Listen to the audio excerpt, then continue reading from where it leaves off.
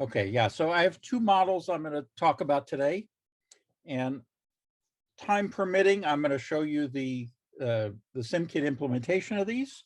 But first, one of the main takeaways from this class is the use of these event graphs to design a discrete event simulation. What's nice about it is that you can, with these event graphs, completely specify what the simulation will be doing without having to write any code. Now, that's kind of the good news, because it separates the coding from the design, which is a very important separation, especially when it comes to these kinds of models. The second thing is that it also makes the programming much more boilerplate. That is, there's just this one-to-one relationship between event graphs and what goes on in the SimKit. Okay, so continuing with our approach of looking at our model and seeing what shortfalls it has. The first model is going to look at the fact that there might be two server types. So the idea is that there you have sort of fast servers and slow servers. That's sort of the idea, but it isn't necessarily the case. But for whatever reason, it's the basic multiple server queue situation. But for whatever reason, all customers prefer a type 0 server over a type 1 server. And again, we're using this zero-based indexing. Why? Because that's what the all modern languages, with possibly the exception of R, use this zero-based indexing. Okay, so the idea is that if there's a type 0 server available, then the customer wants that. But if there aren't any type 0 customer servers available, you'll go to that. So one use case for this is a machine shop situation where you have two types of machines. You might have some older machines and some newer machines. The older machines, even though they're maybe slower than or not as, quote, good as the newer machines, are still absolutely serviceable. So if a part arrives that needs to be processed on one, at this shop, then if there's a fast machine, if there's a fancy newer machine available, you'd put it on that. But if those are all busy, then you would put it on the old one. Alternatively, another possibility is let's say that you had two types of regular, like people-like servers, and some are known to be really zippy, and some are known to be a little slower. Okay, so where does this come from? We look at our multiple server queue situation, and we see that this kind of behavior is going on. In other words, like in the machine shop, we notice that the servers are not homogeneous. So there are these two basic types. Okay, so and apart from that, though, it's just the basic multiple server queue situation. So for our parameters, we have the type of, okay, so we have the number of type 0 servers and the number of type 1 servers. Okay, those have to be two different things, because they could, we could have pretty much arbitrary numbers for these.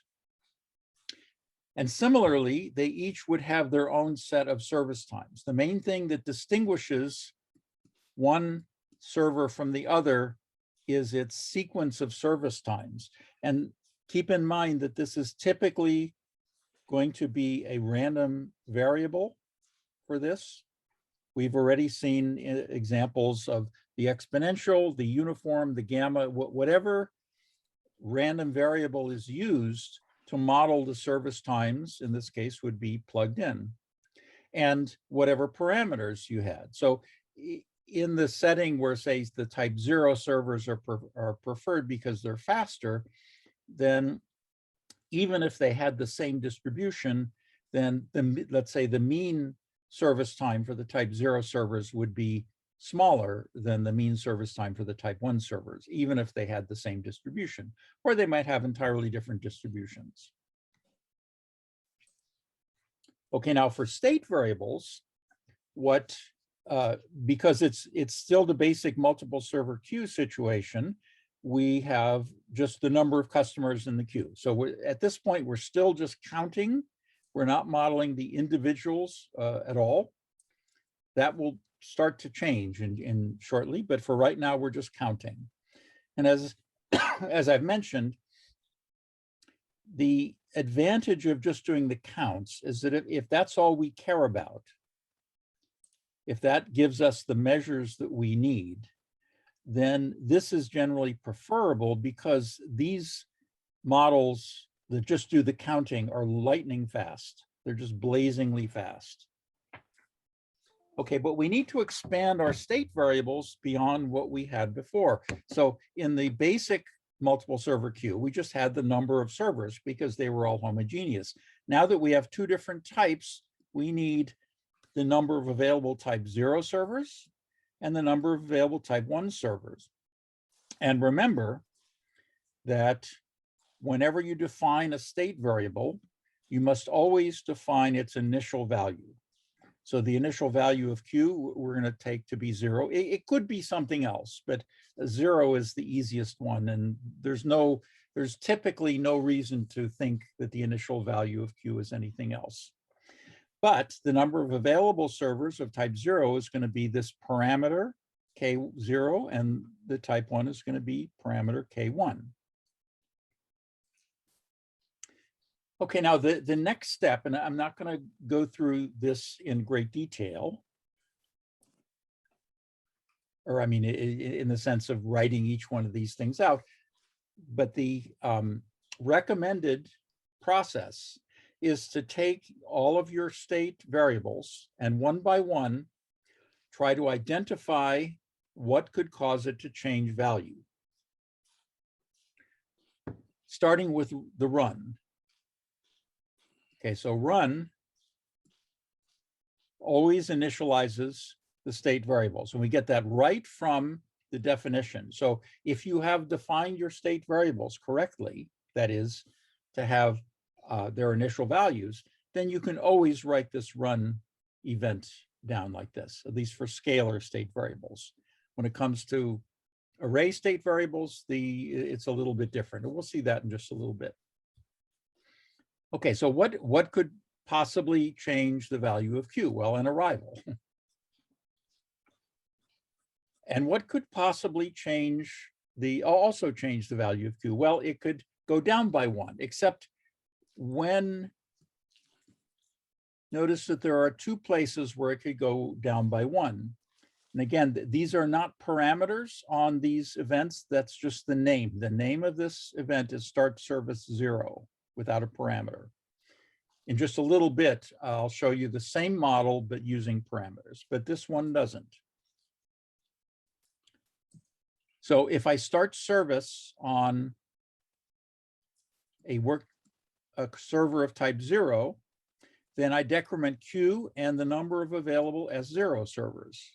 However, if I start service on a type 1, then I decrement Q, but then I decrement the available servers of type 1.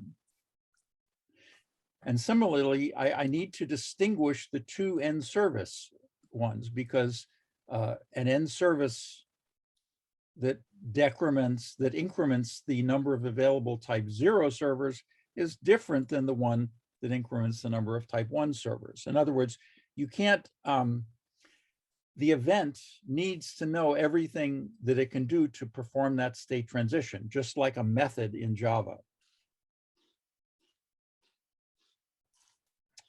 Okay. So in other words, well, you can't just have one event that says something like, you know, SI is let's say SI plus 1. Here, we're going to see this in just a little bit. This is not acceptable for this type of model as it's being done right here.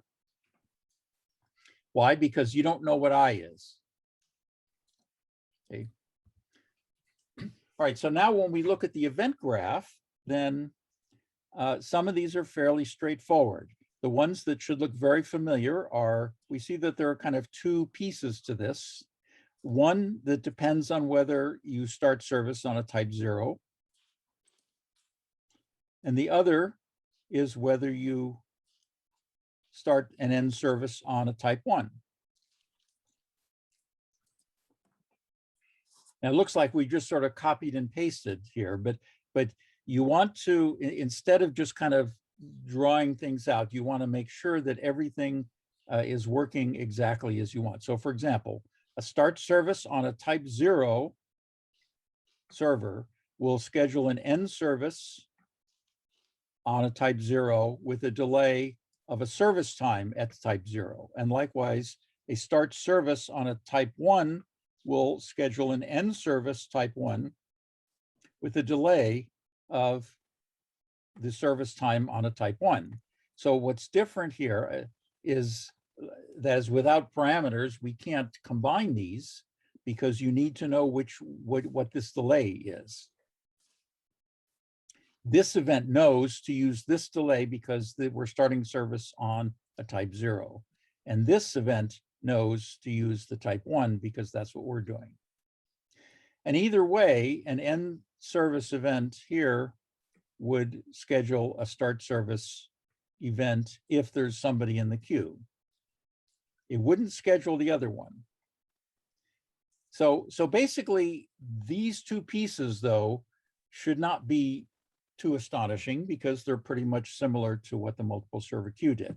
Here's where the big difference is, and this is where the preference for the customers comes in. So if an arrival event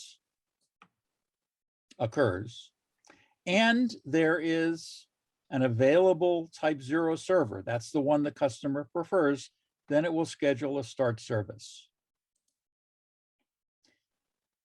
Under what conditions will an arrival schedule a start service on a type 1? Well, there need to be two. First, there are no type 0 servers available. And second, there is a type 1 server available. If there are no servers of any kind available, then nothing gets scheduled. Okay, and this is the model. Okay, so now we have a complete model, or at least I stand corrected.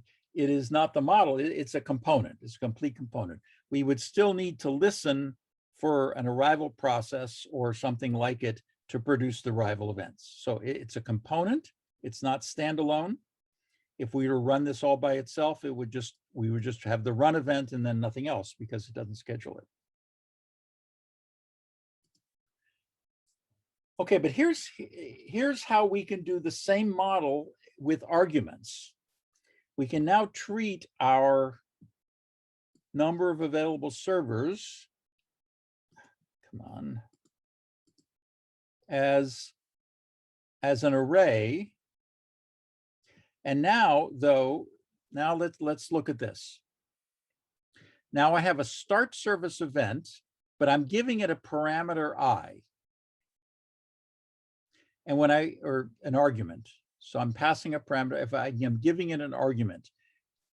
So a start service passing the parameter I says, we are starting service on a server of type I. And this is a mistake right here. This should be an I right here. I will fix that and upload the corrected one. Keep jumping ahead. Okay, all right. So we see that I is passed as an argument. And so this one event can perform this state transition because you've told it what the I is. You told it the value of I. And because it knows I, it can pick out, and again, this should be an I. This is the service time for a server of type I. And then it passes the value of I to the end service, because the end service event now needs to know which server type finished service on. And now, if somebody's in the queue, then it will schedule a start service passing this value. So now here's a very important thing when it comes to passing arguments. They have to match. In other words, if I have an event that has a parameter on it, has an argument, I must schedule it with a parameter. If I don't, then it's like calling a method that requires an argument and not giving it anything. So now SimKit is much more forgiving in that it will allow you to schedule that, but it won't execute it. Okay, so here's where we need to capture. See here, remember that there are two different scheduling edges. What we've effectively done is we've effectively sort of collapsed these two events into one event. We've collapsed the two start service events into a single event. Oops. And all right, so now we need to have two scheduling edges, because an arrival, if there's an available server of type 0, then we want to schedule a start service passing at 0. So that's hard coded in there, but we want that because the condition is different. Here, if there's no type 0 available, but there is a type 1, then we want to schedule the start service passing at a 1. Now, the other thing for this is that because the state variables were defined as arrays, this is how array state variables are initialized. So it's remember that everything is in run. That's now almost true. Every scalar state variable is initialized in run, but every array is initialized with a self-scheduling edge. I call it init. There's nothing magic about init. You can call it George or whatever. But again, notice I'm passing, I initialize it with 0. I have to pass that. And then when I schedule it again, now in this particular case, because the array is of length 2, I'm just scheduling it with 1. And that's only if I is equal to 0. So in this particular form of the for loop is one that I know I just have 2 of them. Unfortunately, I can't generalize this to more.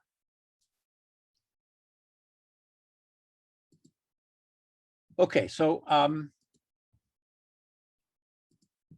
let's see if you do a pull, you will see some of the latest stuff here. And there is a class in my MV3302 called toServerTypes. And this is an implementation of the event graph that I just showed. So it's a multiple server queue situation with the 2 types of servers.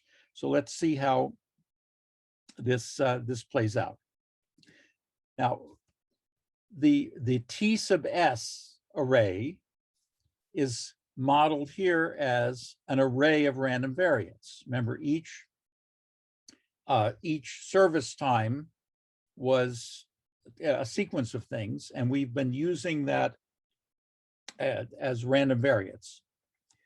So when we only had 1, we just had a scalar random variable, but now we have 2, and so the service time generator needs to be an array. Likewise, these are the Ks, the total number of servers. And again, that's an array. There's a 0 and a 1. Now the number in the queue is a scalar, but the number of available servers is an array. Okay, so here's some of the things that we that we do on this. Okay, first, remember the zero argument constructor. For a variety of reasons, when we have a state variable that's an array, then we need to initialize it. We need to instantiate the array, if we know what size it's going to be, in the constructor, the zero argument constructor. Why? Because we need to guarantee that this array has been instantiated. Otherwise, we're going to have null pointer exceptions. And you all remember fondly, maybe, the null pointer exceptions you've received.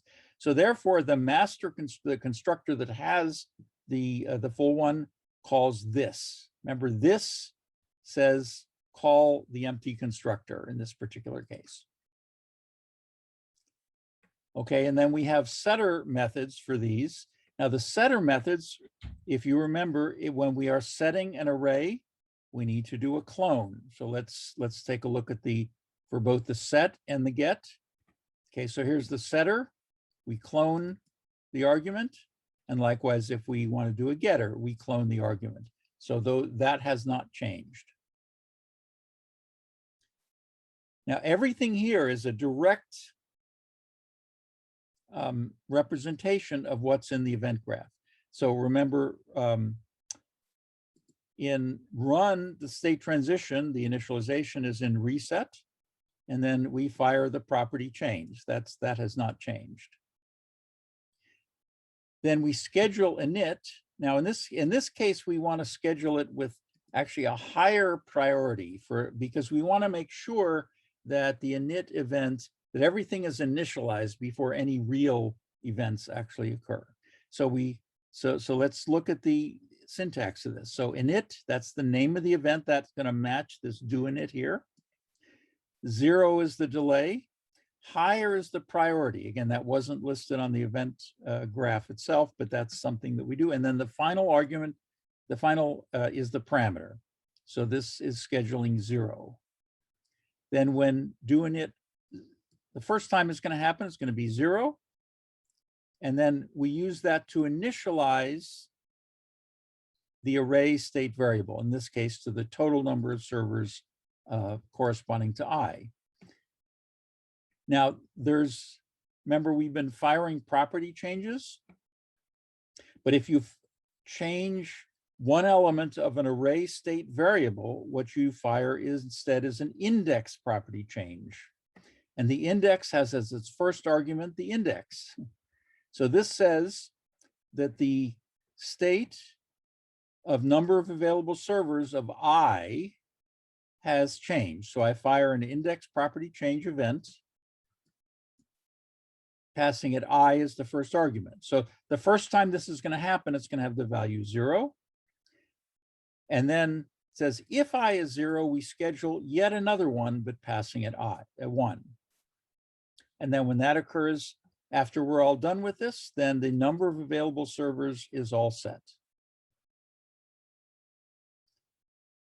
So here's our arrival event. Okay, first, remember, we increment the number in the queue. This is something we've done several times, or at least we've done it in the multiple server queue case. And here's how we do the two scheduling. When we do a scheduling with a Boolean condition, we wrap it in an if statement. So if this says, if the number of available servers of type 0, that's the ones the customer prefers, if there's one available, then we're going to schedule a start service with 0 delay, high priority, and passing it 0, saying that we're starting service on server type 0. However, if the number of available servers is equal to 0 and the number of available servers of type 1 are bigger than 0, then we will schedule a start service, again, with 0 delay, high priority, but passing it 1. So this is a direct implementation of those two scheduling edges from the arrival event. Then here, again, now start service, we decrement the number in the queue and fire property change as we've done before. But now, because we are changing one index of an array state variable, again, first we get the old value. We decrement the ith one. How does it know about I? It knows I because we passed it in. That's important. And then we fire an index property change for I. And then we schedule an end service using the service time generator, the ith one. Again, we know I because we passed it in. And then passing as a parameter the value I, which is the type of server that has been that it's executing on. And then finally, for end service, again, it has an I argument. We increment now the number of available servers of that type. We fire an index property change for that.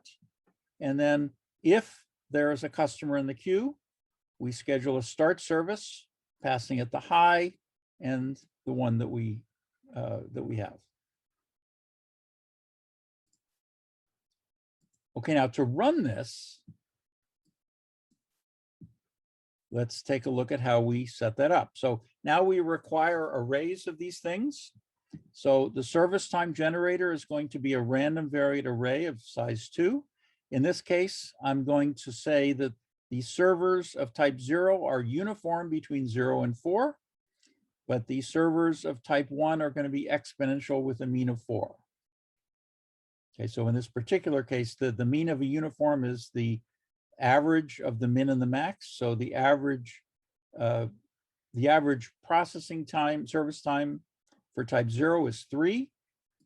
For exponential, the parameter in this case is the mean, so it is a mean of 4. So in this particular case, the type 0s are faster. Again, that doesn't have to be the case. The second parameter are the total number of servers. And again, that's an array of ints of size 2. And I'm saying that there are going to be 4 of the fast ones and 6 of the slow ones. Then, okay, so now I need an arrival process to drive this. And so I'm going to say that the arrivals are going to be exponential with a mean of 0.4.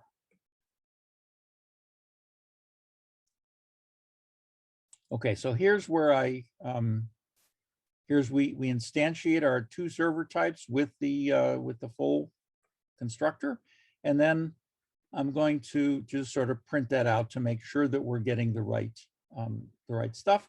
To make this work now, my two server types object needs to listen as a sim event listener to the arrival process. Now, all this stuff I was using for debugging. But okay, so here we're going to collect statistics. So we have 2. One is our simple stats time varying that you were using in your second computer assignment for the number in the queue. That's identical. However, there is a nice listener, a nice statistics listener called the multiple simple stats time varying. And what it does is it will listen for the number of available servers, but it will process those index property change events. Remember that the arrays were firing index property change events. And so what this does is as it hears in the index property change events, it separates them out by index. And we'll see that. So I'm going to run it for 100,000 time units. That's my favorite time now. So I'm going to stop at that. Reset start simulation. All of that is familiar to you. But one of the things I'm interested in is the relative utilization of the 2 servers. So here's where I can do that. So I'm going to define my utilization as an array of size 2, again, 1 for each of the server types. And now what I want is I want the means from the number of available servers, but because it's an array, I have 1 for each type. So the multiple simple stats time varying has methods where instead of get mean with no arguments, get mean with an integer argument, this will give me the mean for the ith one that was collected. And to do the utilization per server, I need to divide that by the total number of servers. Again, that's an array. So when I get that, I need to pick out the ith one. And then 1 minus that is going to give me the utilization. So when I run this,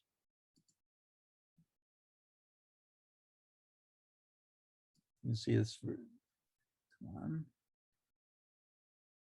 Yeah. Okay, so here I just verify that my parameters are coming in. The simulation ended at the right time. So from this, I get the average number in the queue. And then from here, I get the 2 utilizations. So I see that the utilization of the type 0 servers is a little bit higher than that of the type 1 servers. And that in a way is to be expected because they're the preferred ones. Okay, so that's, and that code is been pushed to GitLab. You can, if you pull it, you can take a look at that. Sir, I had a question. In the Yes. The constructor where you pass in the arguments, I didn't understand the this dot empty parentheses that goes to the 0 argument constructor. Yeah, this is something that we covered in Java. Remember that every constructor, in every constructor, the first call, the first executable statement is either a call to this or to super. Yep, I remember now. Yeah. Like, so yeah, so that's, and the reason we have this here is because we need to instantiate this somewhere. Now, there are other ways of doing it, but I prefer to just have them already instantiated.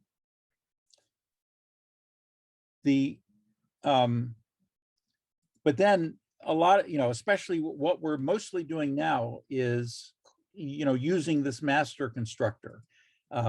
So there are 2 choices. One is I could just sort of have this same statement over here, but that kind of offends my Java sensibilities because I'm using the same, I'm writing the same code twice and there's no reason for that. So instead I call this and then that just makes sure that it happens. Okay, but yeah, thanks for pointing that out. Okay, now for and here's the listener model, which which we saw. So again, this is something I encourage you to kind of take a look at that and match this event graph with this correction. I'll upload the correction so you can download the right one. The relationship between this component, this event graph component, and the code is an important one to get. And now we're starting to add a few additional features of event graph modeling, and those correspond to some additional features that have to be implemented in the SimKit implementation. So apart from capturing this extension of our multiple server queue example, where we now have 2 different servers with different capabilities, what we've also seen is that for this model, we've now seen parameters and arrays, parameters and state variables as arrays. And that requires just working with it slightly differently. Okay, so the second model that I have today, which I also have code for it, but based on what I'm estimating here, I'm not going to be able to show you the code, but you're going to be able to see the code when you download it.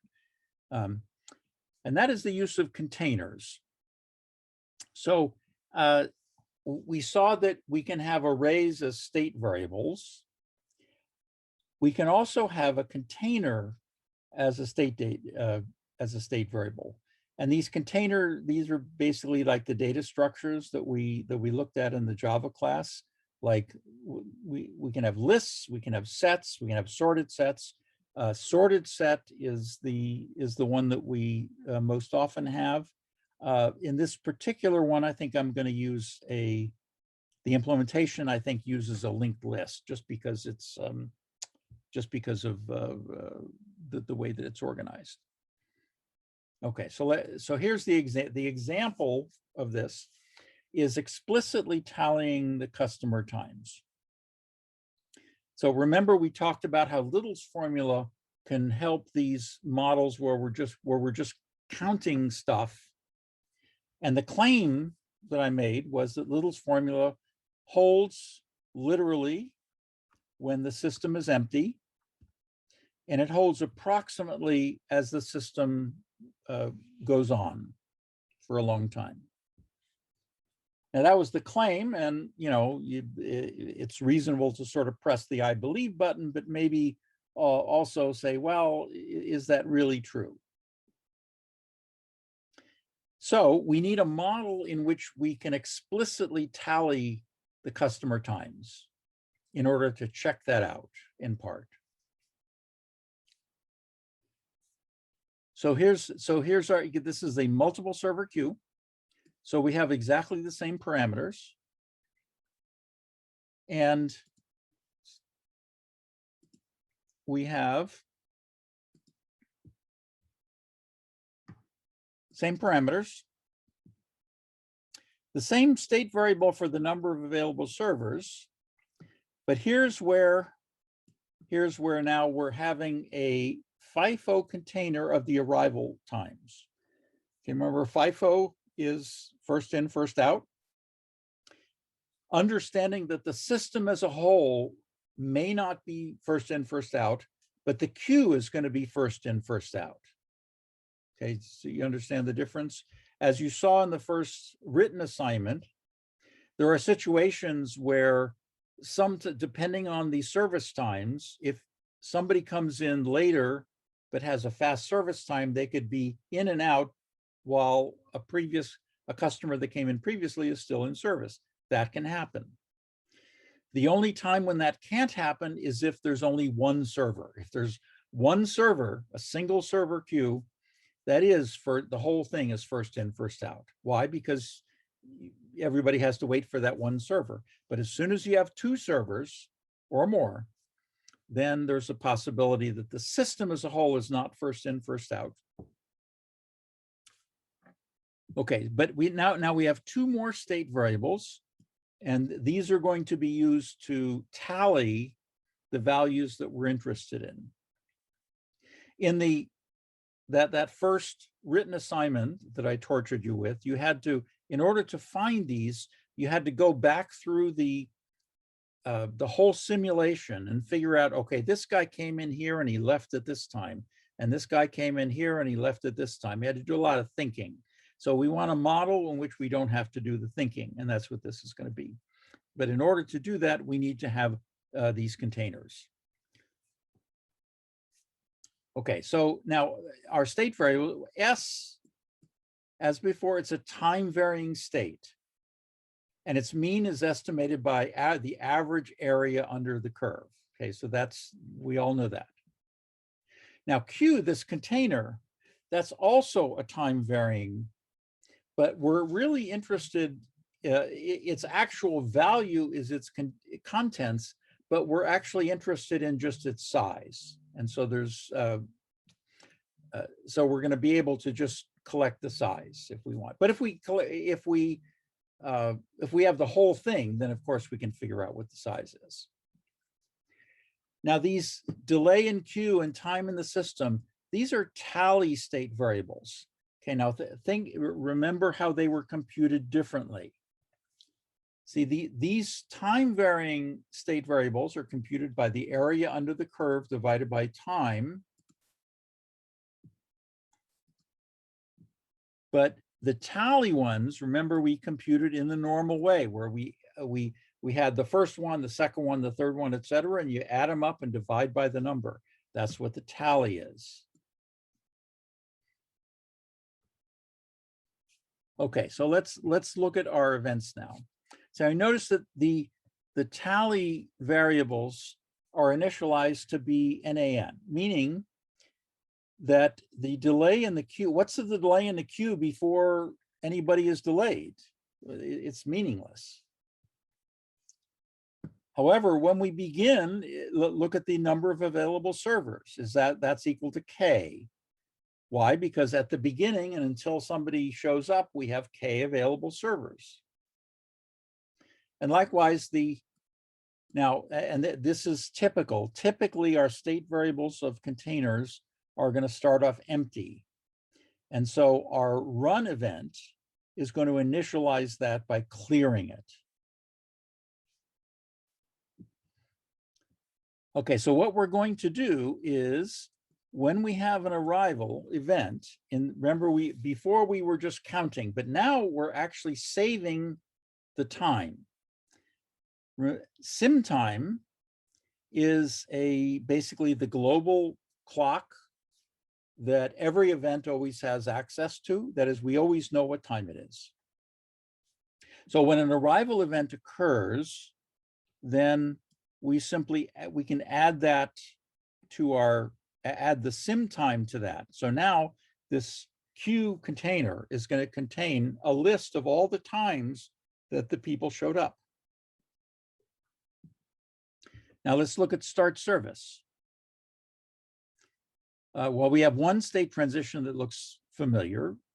We decrement the number of available servers. That's fairly straightforward. But look at this. I'm going to pop off the the earliest value. And pop is just a shorthand.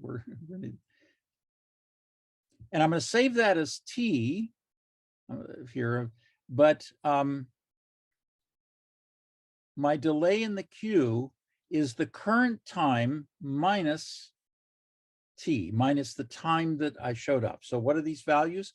The value I pop off the queue is the time that this customer showed up. And the difference between the time now and when they showed up is the amount of time they've been waiting in the queue. Now, looking at the end service event, again, a familiar state transition. I have one more available server, but now what I'm going to need to do is I'm going to pass the time. This is the time that the customer who's finishing service, that's the time they arrived. And as long as I do that, then the current time that I finished service minus the time that they arrived, that's the time that they've spent in the system. Okay, so is that clear? And think of it like, when you go to a parking garage, you get a ticket and it sort of stamps the time, and then when you leave, they kind of say, they stick in another machine, it stamps the time again, and then they look and they say, okay, you came in at this time, it's now this time. The difference is how much time you spent in the parking lot, and so they know how much to charge you. So that's basically what's going on here as well as here. And if we look at the component now, by adding the scheduling edges, everything is pretty much the same, although in implementation, we do need to add these high priority things, which I will try to add when I update this. Okay, so now when there's an arrival, if there's an available server, I'm going to schedule a start service with 0 delay. Now let's look at a start service. So I've popped this T off. So that's a local variable. But being a local variable, I can pass it to my end service. Again, when I schedule end service, because it has an argument, I require a parameter. So in this case, what is this value I popped off? It is the time that this customer arrived. And so I'm passing the time that that customer arrived to the end service event, so that when the end service event occurs, then the difference between time now and when they showed up is is how long they've been in the system. And now my condition, remember the previous condition was Q bigger than 0, but there is no, I can't ask that here. But I can say, if you're not empty, then we'll schedule the start service.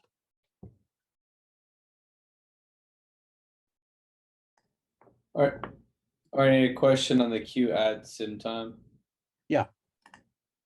So when you write queue.add sim time, that's a list of times?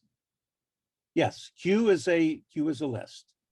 And if Okay, you, but that sim time there is when queue is being passed that list? no, Q I was- is a, here, maybe this will help. Let's, where is it here? Okay, it's called, okay, here's the implementation. So in this particular case, Q is a linked list containing doubles. Mhm. And the way that it's done right here, again, we do the same deal with the old and new. So schedule has a method called get sim time, and I add that to the queue. So does that address it, the question?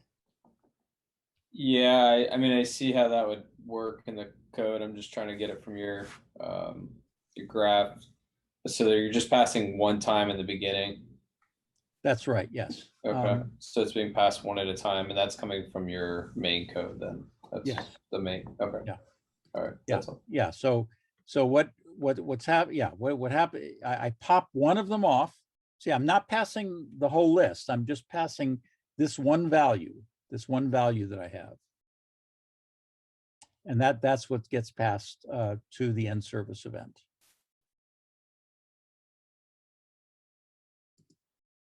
And in the code, and if you in the code, here's how that shows up. So here I call it arrival time. Again, I'm trying to, and I use, fortunately for linked lists, there's a thing, instead of pop, I remove first. That's like the pop.